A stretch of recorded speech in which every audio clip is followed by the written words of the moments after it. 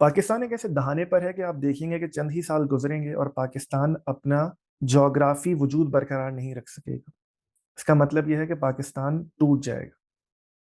یہ میری رائے ہے، میرا تجزیہ ہے، جو چیزیں مجھ تک آتی ہیں یہ ان کا حاصل حصول ہے. ظاہر ہے بہت ساری باتیں میں آپ کو نہیں بتا سکتا، یا بے بہا باتیں میں آپ کو نہیں بتا سکتا.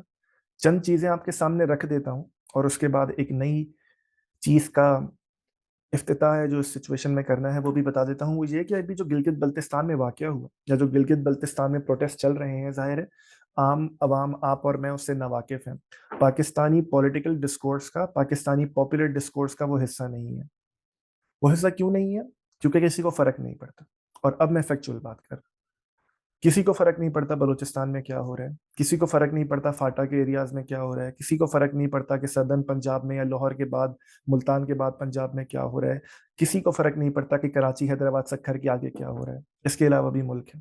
اور یہ کس طرح فرق نہیں پڑتا؟ آپ دیکھیے، اگر کہ میرا تعلق میڈیا سے ہے تو جسے آپ سنتے ہوں گے کہ ریٹنگ سسٹم ہے. ریٹنگ سسٹم کیا ہے کہ پاکستان کے بڑے شہروں میں کچھ باکسز لگا دیے گئے ہیں، اور جو کچھ گھروں میں، میرا خیال ہے 700 یا 7,000 گھر ہیں، نمبر اس وقت مجھے یاد نہیں ہے، وہ جس چیز کو دیکھتے ہیں وہ چیز سمجھ لی جاتی ہے کہ پاکستان میں سب سے زیادہ دیکھی جا رہی ہے، تو سب سے بڑا چینل بھی ہے، سب سے بڑا اینکر بھی ہے، سب سے بڑا نیوز شو بھی ہے. اور وہ پاکستان کے بڑے شہروں میں. کیونکہ وہ پاکستان کے چھوٹے شہروں میں نہیں ہے، کیونکہ وہ ہمارے پولیٹیکل ڈسکورس کا حصہ نہیں ہے.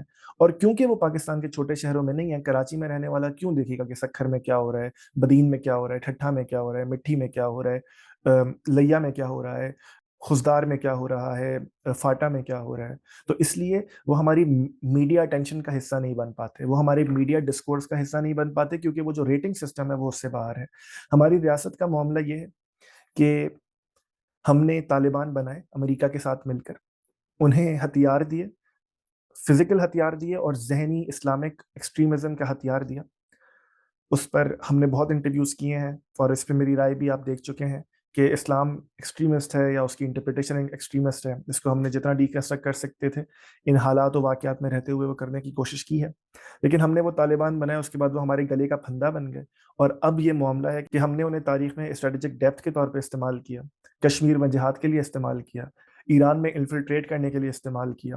اور اسی طرح بلوچستان کو دیکھ لیجئے تو ان سے ایک جھوٹے وعدے پر پاکستان میں آمادگی لی گئی ان سے کہ وہ پاکستان میں شامل ہو جائیں، کہ ان کے حقوق انہیں دیے جائیں گے، ایک فیڈریشن کی صورت میں پاکستان ایک ملک وجود میں آئے گا. لیکن پاکستان کے وجود میں آتے ہی خان آف کلات کو اریسٹ کر لیا گیا. اس میں جناح صاحب سے لے کر بھٹو صاحب سے لے کر آج تک کی حکومتیں اس طرح ذمہ دار ہیں کہ بلوچستان کا اصل مسئلہ کیا ہے یہ آپ اور میں جانتے بھی نہیں ہیں.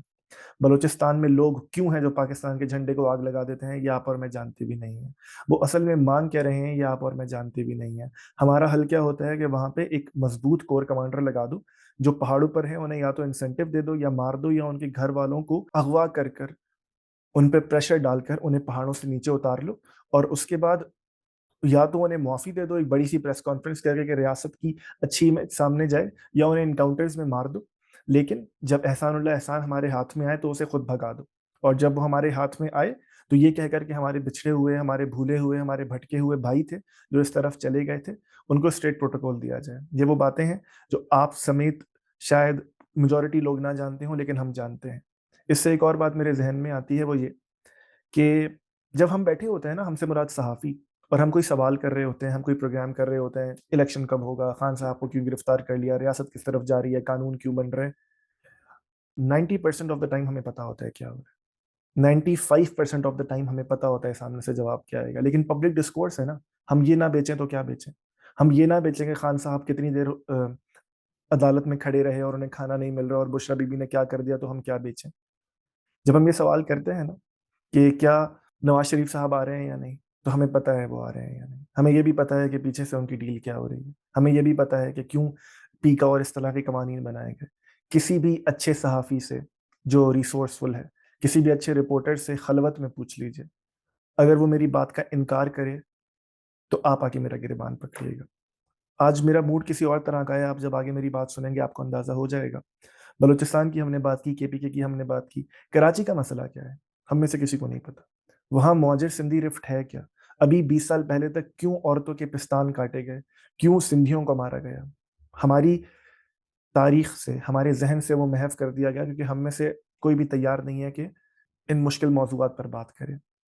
کیوں سندھو دیش کی تحریک اٹھی ہے؟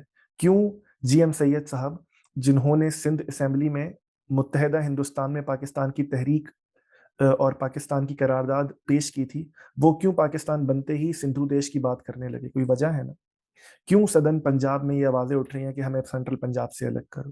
کیوں پنجاب میں اب یہ آوازیں اٹھ رہی ہیں کہ یہ جو دہشت گردی ہے اس کے پیچھے وردی ہے؟ کیوں آپ یہ دیکھتے ہیں کہ ہماری ریاست میں اب یہ ہے کہ آپ توہین صحابہ کا بل آتا ہے، توہین اہل بیت کا بل آتا ہے. اب آپ شادی کرتے ہیں تو آپ کو یہ ڈکلیئر کرنا پڑتا ہے کہ آپ رسول خدا صلی اللہ علیہ وآلہ کو آخری نبی مانتے ہیں یا نہیں. ان سب کے پیچھے ایک ڈیزائن ہے. میں یہ نہیں کہہ رہا کہ کوئی کانسپریسی کر رہا ہے، لیکن ریاست اور ریاست سے مراد اس وقت میری اسٹیبلشمنٹ اپنے چھوٹے چھوٹے مفاد کے لیے، اپنے بہت چھوٹے چھوٹے مفاد کے لیے وہ کام کر رہی ہے جو دور رست نہیں ہے. اور اس کے بعد اگر آپ اقلیتوں کا، اگر آپ پاکستان میں سنی مسلمانوں کے علاوہ تمام کا حال دیکھیں تو آپ دیکھیں گے کہ ان کا دل جل رہا ہے. جڑاوالا کا تو ایک واقعہ ہمارے سامنے ہو گیا نا، اور اس پہ ہماری مذمتیں آ گئیں. روز اس طرح کے واقعات ہوتے ہیں، چاہے وہ احمدی حضرات ہوں، چاہے وہ ہندو حضرات ہوں، چاہے وہ سکھ حضرات ہوں، چاہے وہ کرسچنز حضرات ہوں، چاہے وہ شیعہ ہوں، چاہے وہ کوئی بھی ہو، چاہے جو مین اسٹریم سنی مسلمانوں سے ہٹ کر کوئی بھی ہو. آپ دیکھتے ہیں ان کے ساتھ کوئی ایسا ظلم نہیں ہے جو ہم نے ریاست کی حیثیت سے، انسانوں کی حیثیت سے، عام عوام کی حیثیت سے نہیں کیا. یہ وہ تمام چیزیں ہیں جو پبلک ہیمسفیئر میں ہے، پبلک ڈسکورس میں ہے. ان سے کوئی ایسی بات نہیں ہے جو میں نے جس کا انکشاف کیا. لیکن میں نے آپ سے پہلے کہا کہ آپ کسی بھی اچھے صحافی سے یہ پوچھ لیجئے خلوت میں، وہ آپ کو بتائے گا کہ سچویشن ہم جتنی آپ کو بتا رہے ہیں اس سے بے تحاشا خراب ہے. اور خاطر جمع رکھیے، جو لوگ مجھے جانتے ہیں وہ جانتے ہیں کہ میں کلک بیٹ نہیں کرتا، میں اس طرح کا کوئی کلیم نہیں کرتا کہ جو میں عدالت کی حیثیت تک پروو نہ کر سکوں. مجھے اپنی کریڈیبلٹی اور اپنا کام بہت عزیز ہے. شاید ہماری زندگیوں میں آپ یہ دیکھیں گے کہ پاکستان اپنا جغرافی وجود کھو بیٹھے گا، شاید پاکستان دو لخت ہو جائے گا. مجھے کوئی امید نظر نہیں آتی، سیاسی عمل سے مجھے کوئی امید نظر نہیں آتی. اسٹیبلشمنٹ پیچھے ہٹ کر جمہوری روایتوں کو اور جمہوری اداروں کو کوئی موقع دے گی، مجھے یہ امید نظر نہیں آتی.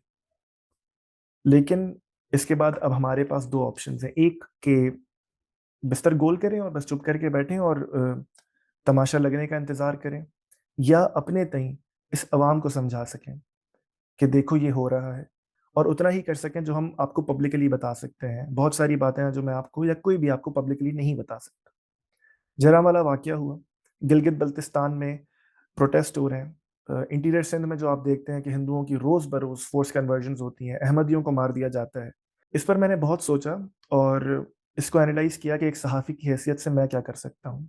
میں اس نتیجے پر پہنچا کہ میں تمام ہی مذاہب کے لوگوں کو، کرسچنز، احمدیز، ہندوز، شیعہ، بہائی، بہری، آغا خانی، مین اسٹریم سنی مسلمانوں کو چھوڑ کر سب کو اس پلیٹ فارم پر بناؤں. ایک ایک کر کے ہم ان سے بات کریں، ان کے مذہب کو پہلے سمجھیں. اس پورے پولیٹیکل ڈسکورس میں مذہب کی بات کیوں کر رہا ہوں؟ وہ اس لیے کہ جب بھی ہم پاکستان میں اسلام کے علاوہ کسی اور مذہب کی بات کرتے ہیں تو ہم ہمیشہ اسے مقابل میں دیکھتے ہیں کہ اگر ایک کرسچن ہے تو میں اس سے ثابت کروں کہ اسلام کی حاکمیت کیسے ہوتی ہے اور تم اسلام پہ کنورٹ ہو جاؤ. نادر علی صاحب کا پوڈ کاسٹ آپ نے دیکھا بھی، یہ وہ ہمارے رویے ہیں جو سامنے آتے ہیں. ہمارے پاس اب یونینز بن گئی ہیں، ایسوسیشنز بن گئی ہیں جن کا کام ہی یہ ہے کہ جو اسلام کی اور پاکستان کی آئیڈیالوجیکل سرحدوں کا دفاع کریں گے. خدا جانے وہ کیا ہوتا ہے، مجھے نہیں پتا. تو تمام ہی مذاہب کے لوگوں کو بلایا جائے، ان سے ان کا پہلے مذہب سمجھا جائے، پوچھا جائے پازیٹیو انداز میں، تاکہ انہیں بھی موقع ملے کہ وہ اپنے مذہب کو بغیر ڈرے، بغیر اس تاثر کے کہ انہیں ریبٹل کر کے اسلام کو بہتر پیش کیا جائے گا، وہ سمجھا جائے. اور اس کے بعد ان کے لینس سے پاکستان کو دیکھا جائے، ان کے مسائل کو سمجھا جائے، اور ان سے ہر سوال کی بنیاد کے بعد یہ سوال کیا جائے کہ کیا آپ کا دل کرتا ہے پاکستان کو اپنا ملک کہنے کا؟ اس تمام صورتحال کے بعد جو پاکستان آپ کے ساتھ، یہ ریاست آپ کے ساتھ، یہ اسٹیبلشمنٹ آپ کے ساتھ، یہ عدلیہ آپ کے ساتھ، یہ لوگ آپ کے ساتھ، میں آپ کے ساتھ کرتا ہوں، کوشش کریں گے کہ اس کا جواب ملے. اس کی ایک ڈاؤن سائڈ یہ ہے کہ پچھلے کچھ وقت سے جب سے کیسر احمد راجہ صاحب والا معاملہ ہوا، میں مذہب پہ میں نے اتفاقاً 3-4 پروگرامز کر لیے، اور اب یہ پورا مذہبی ٹرین ہے جو شروع کریں گے. یوٹیوب کا الگورتھم ایسا ہے کہ پھر وہ میرے کام کو مذہب کی کیٹیگری میں ڈال دے گا، جو کہ میرا کام ہے نہیں. بہت وقت لگے گا اس ٹیریٹری سے نکلنے کے لیے یوٹیوب کے الگورتھم میں، کیونکہ ظاہر ہے ہم سب نے کام تو کرنا ہے، آگے بڑھنے کے لیے، اپنی بات آگے پہنچانے کے لیے یہ کام کر رہے ہیں. کوئی بھی ایسا شخص تو نہیں ہے جو آپ کو بولے کہ میں کام اس لیے کر رہا ہوں کہ کوئی مجھے نہ دیکھے یا میری بات آگے نہ جائے، کیونکہ مجھے لگتا ہے وہ کام کی بات ہے. لیکن اس الگورتھم کی قربانی دوں گا، دینی بھی چاہیے، کہ بعد میں کبھی اس کو پولیٹیکل ڈسکورس کی طرف واپس لے آئیں گے، گو کہ اس مذہب کے نیریٹو میں بھی سارا پولیٹیکل ڈسکورس ہی ہے. لیکن یوٹیوب چونکہ اس کو مذہب کے کھاتے میں ڈال دے گا، تو کوشش کریں گے کہ ان تمام باتوں کو کیا جائے. اور آپ سے درخواست یہ ہے کہ جب وہ ایپیسوڈز آ جائیں، تو میں یہ نہیں کہہ رہا کہ انہیں لائک کریں، ان پہ کامنٹ کریں، شیئر کریں، وہ الگورتھم کے لیے اچھا ہوتا ہے، لیکن یا انسان الگورتھم کر لے یا ملک کو دیکھ لے، دونوں کام بھی ہو سکتے ہیں، لیکن اس وقت ملک کو دیکھ لیتے ہیں. وہ یہ کہ ان کو دیکھیے گا ضرور. بہت ساری باتیں ہوں گی جو گیسٹ آپ کے سامنے نہیں کر سکیں گے. ہم پرسنلی ظاہر ہے ان پہ بات بھی کرتے ہیں، لیکن پبلکلی جتنا اسٹریچ ہم کر سکے ہم کریں گے.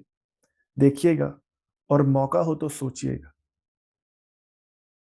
صرف اس سوال کو اپنے ذہن میں رکھ کر، جو میں بعد میں کروں گا ابھی آگے والے آنے والے ایپیسوڈز میں، آپ کو موقع ملے تو اس پہ سوچیے گا کہ آپ جس طرح کا ملک بنا رہے ہیں، آپ جن جن بنیادوں پر اسے استوار کر رہے ہیں بلکہ آگے لے کے جا رہے ہیں، کیا اس میں کوئی ذی شعور رہ سکتا ہے؟ کیا کوئی اس میں ذی شعور رہنا چاہے گا؟ اور اگر آپ اس کو نہیں سوچیں گے، اس پر کوئی کام نہیں کریں گے، تو میں آپ سے اپنے پہلے جملے میں کہہ چکا کہ خاطر جمع رکھیے، ہماری زندگیوں میں یہ ملک ٹوٹ جائے گا. اور اپنے آپ کو at the cost of repetition, جو لوگ مجھے جانتے ہیں وہ یہ جانتے ہیں کہ میں کلک بیٹ نہیں کرتا. میں یہ جملہ صرف جملے کے لیے نہیں کہہ رہا ہوں. بہت ساری باتیں ہیں جو آپ کے سامنے نہیں ہیں، کچھ ہیں بھی آپ کے سامنے. کوشش کر سکتے ہیں تو کر لیجئے، مجھے امید نہیں ہے، لیکن میں اپنے تئیں کوشش کر رہا ہوں. ورنہ خاطر جمع رکھیے اس دن کی کہ جب یہ ملک اس طرح نہیں رہے گا کہ جس طرح ہے.